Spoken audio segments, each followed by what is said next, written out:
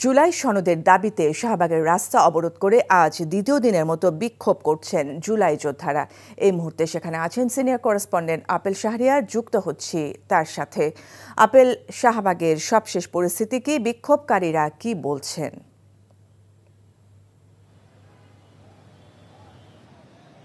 জুলাই সনদ ঘোষণার দাবিতে যে আন্দোলন, যে অবস্থান কর্মসূচি শাহবাগ মোড়ে গতকাল তারা করেছিল, আজকেও সকাল থেকে এখানে এসে অবস্থান কর্মসূচি পালন করছে এবং বেশ কজন এখানেই অবস্থান করেছিল রাতে।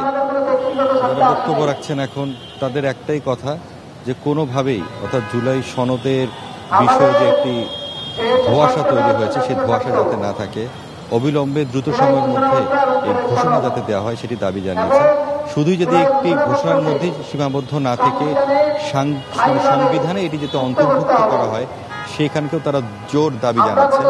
আর আমরা দেখেছিলাম গতকাল এই শাহবাগ মোড়টি অবরোধ করে রাখার কারণে তীব্র যানজটের সৃষ্টি হয়েছিল। তবে আজকে যেটি লক্ষ্য করলাম, শুধু তারা শাহবাগ মোড়ের মাঝে অবস্থান করছেন এবং চারিপাশ দিয়ে যান চলাচলের জন্য একটু সুযোগ করে দেওয়া হয়েছে।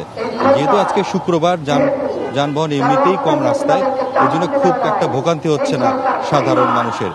তবে এখানে এখন অবস্থান কর্মসূচি পালন করছেন এবং আহ্বান জানানো হচ্ছে যারা গণ অভ্যুত্থানের সঙ্গে যুক্ত ছিলেন, যারা সবাইকে এই অবস্থান কর্মসূচিতে এসে যোগ দেওয়ার আহ্বান জানানো হচ্ছে। বান্ডেল থাকলে প্রতি সেনমানিতে টাকা বাঁচবে।